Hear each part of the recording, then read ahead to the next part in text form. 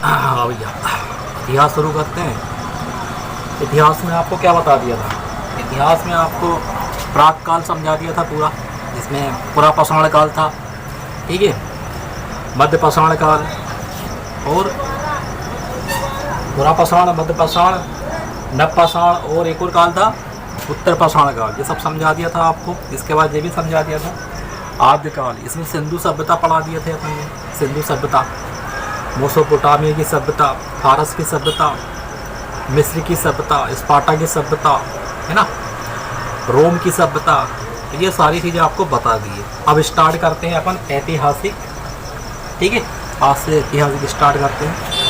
ऐतिहासिक को अपन 3 भागों में बांटेंगे। ये तो आपको बता दिया है, प्राक काल बता दिया है, आदिकाल बता दिया है, ये दोनों तो अभी पढ़ना नहीं है। अब अपन पढ़ेंगे ऐतिहासिक। ऐतिहासिक को 3 भागों में डिवाइड करते हैं। कितने भागों में? इसको 3 भागों में डिवाइड कर देते हैं। किसको? ऐतिहासिक को। कितने भागों में? 3 भागों में। चलो करते हैं इसको डिवाइड 3 भागों में। एक हो जाएगा हमारा पुरातात्विक। एक विभाग कौन सा हो जाएगा हमारा? पुरातात्विक। पुरातात्विक, पुरातात्विक, ठीक है, पुरातात्विक। ऐतिहासिक में छोटी छोटी चीज़ें हैं, फिर जो मेन स्टार्ट होगा ऐतिहासिक में वो फिर बताएंगे आप, ठीक है ना। जैसे पहले वीडियो में मैंने बताया था आपको कि ऐतिहासिक में प्राचीन काल पढ़ेंगे, मध्यकाल पढ़ेंगे, ठीक है ना, फिर हमारा आधुनिक काल पढ़ेंगे। तो उससे पहले वाली चीज़ें हैं, जो छोटी मोटी सी चीज़ें हैं, इसको पढ़ लेते हैं, फिर अपन मेन टॉपिक चालू करेंगे। ओके, तो ऐतिहासिक को 3 भागों में अपन ने डिवाइड कर दिया। पहला हो गया पुरातात्विक, दूसरा हो गया विदेशी यात्री जो आए थे, दूसरा हो जाएगा हमारा विदेशी यात्री, ठीक है।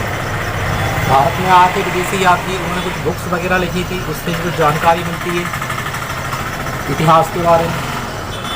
और एक और होगा हमारा साहित्य, कि हमारे देश में साहित्य जो था उस समय क्या था।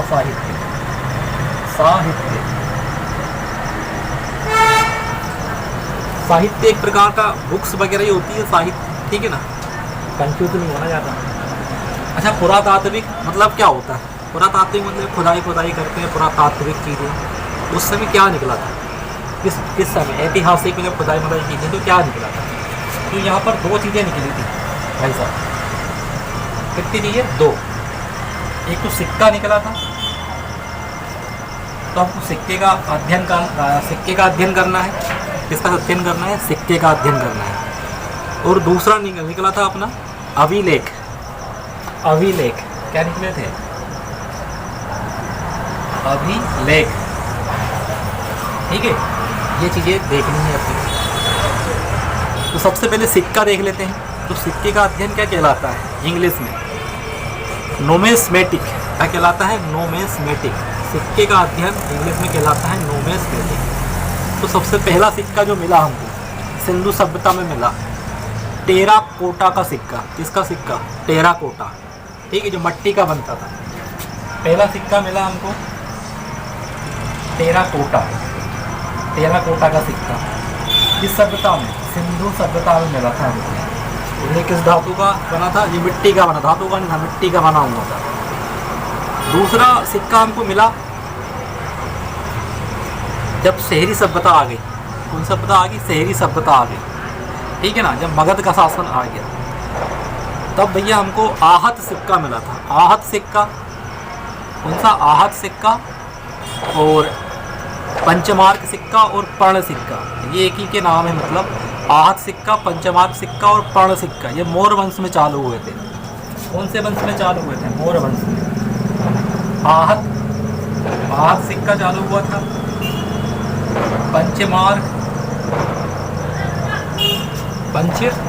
आहत सिक्का, पंचमार्क और पर्ण, ये कब चालू हुए थे? ये हुए थे मौर्य काल में। कब हुए थे? मौर्य काल में हुए थे, ठीक है। कब हुए थे भैया? मौर्य काल में हुए थे। और देखते हैं तीसरा, शीशे का सिक्का भी चला था।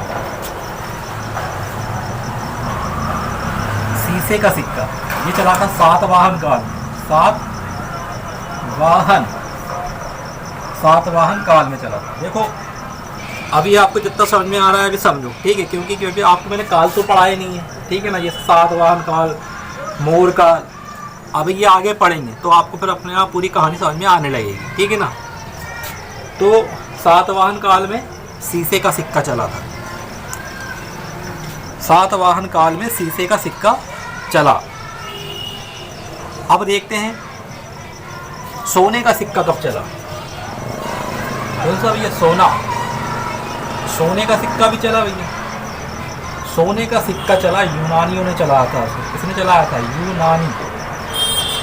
यूनानी लोग थे, उन्होंने चलाया था सोने का सिक्का, ठीक है।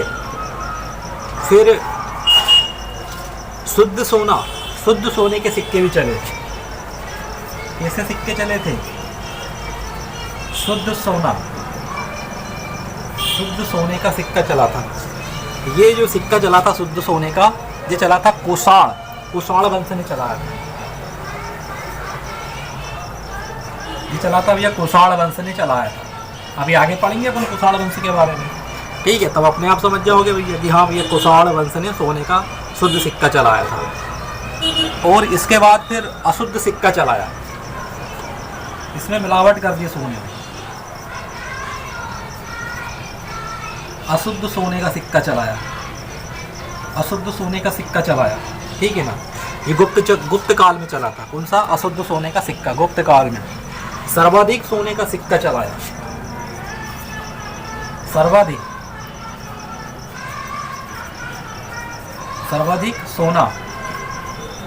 सोने का सिक्का चला। सर्वाधिक सोने का सिक्का चला, ये भी गुप्त काल में ही चला था। सर्वाधिक सोने का सिक्का कब चला था? गुप्त काल में चला सर्वाधिक सोने का सिक्का। चांदी का सिक्का भी चलाया गुप्त काल में। कौन सा? चांदी का सिक्का भी कब चला? गुप्त काल में चला। मयूर शैली का सिक्का भी चला था। मयूर शैली का सिक्का भी कब चला? गुप्त काल में ही चला। गुप्त काल में बहुत सारे सिक्के चले थे। मयूर शैली का सिक्का जिसमें मयूर बना हुआ है। और कौन सा सिक्का चला मयूर शैली के बाद? कोड़ी भी चली थी। कोड़ी कौन सी वाली कोड़ी? कोड़ी तो आप जानते होंगे, कोड़ी का सिक्का।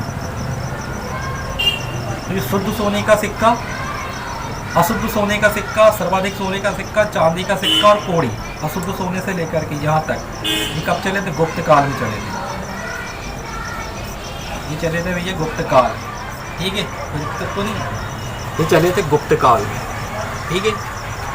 कोड़ी जो चिंगा खेलते थे ना, वो वाली कोड़ी आती थी। इसमें कीड़ा रहता था, समुद्र के अंदर जीव होता है, उसमें कीड़ा होता है। जब वो मर जाता है तो उसका मांस सड़ जाता है, तो उसी को हम कोड़ी बोलते हैं। और फूटी वाली कोड़ी नहीं चलती, ठीक है ना। इसलिए पहले के लोग बोलते ही थे कि तुमको फूटी कोड़ी भी नहीं देंगे, ठीक है ना। तो कोड़ी।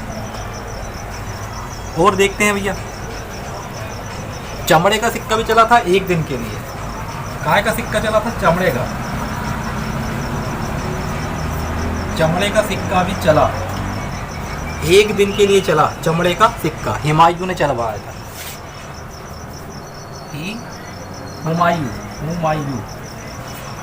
हुमायूं ने चलाया। हुमायूं ने किसी को राजा बनाया था एक दिन के लिए, तो उसने कहा था कि भैया चमड़े का सिक्का चला दो, तो उसका नाम भी इतिहास में जुड़ गया, ठीक है। फिर आया अपना शेर शाह सूरी, जिसने रुपया चलाया था। रुपया किसने चलाया? शेर शाह सूरी ने रुपया चलाया। शेर शाह सूरी ने रुपया चलाया, ठीक है ना। बिहार का रहने वाला था भैया शेर शाह सूरी, जिसने रुपया चलाया था। इन्होंने सभी वर्ग के लोगों का ध्यान रखा, गरीब, मीडियम और अमीर, ठीक है ना। अमीर लोग, गरीब लोग और मीडियम लोग, इन सब का ध्यान रखा। गरीबों के लिए उन्होंने तांबे का सिक्का चला दिया। काय का? तांबा। अमीरों के लिए चला दिया उन्होंने क्या? असरफी चला दिया। असरफी, अमीर लोग असरफी यूज़ करने लगे। और मीडियम जो लोग थे वो क्या यूज़ करने लगे? रुपया, चांदी का सिक्का। काय का? चांदी। तीनों कैटेगरी के लिए सिक्का बनाया था शेरशाह सूरी ने। तो आपको सिक्का सब समझ में आ गए, कौन कौन से काल में कहाँ कहाँ के सिक्के चले हैं, क्लियर हो गया। 10 मिनट का वीडियो बन गया है यार, थोड़ा सा और पढ़ा देता हूँ फिर कल बता दूँगा, है ना। अभिलेख और बता देता हूँ, अभिलेख ये हो गया हमारा अभिलेख। यहाँ लिख लेते हैं अभी ना, उसको बता के खा लेते हैं विदेशी यार, विदेशी यार। यह हो गया हमारा अभिलेख। अभिलेख अभिलेख कितने प्रकार के होते हैं? तो अभिलेख होते हैं भैया 4 प्रकार के। कितने प्रकार के होते हैं? 4 प्रकार के। अभिलेख कितने प्रकार के होते हैं? अभिलेख होते हैं 4 प्रकार के, ठीक है ना। कौन कौन से अभिलेख होंगे 4 प्रकार के? एक होता है शिलालेख,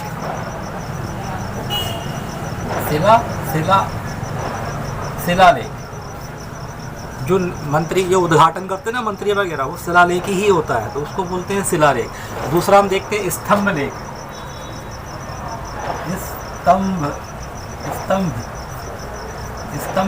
स्तंभ लेख का मतलब होता है खंबा। एक बहुत बड़ा सा खंबा बनाते हैं चौड़ा सा, और उस पर कुछ भी लिखाई पढ़ाई कर देते हैं, तो उसको बोलते हैं स्तंभ लेख। एक होगा गुफा लेख।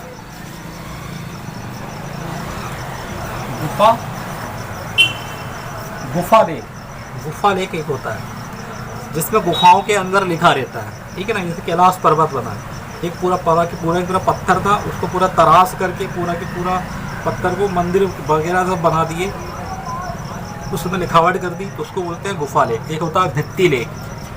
क्या होता है? भित्ति। भित्ति का मतलब होता है दीवार।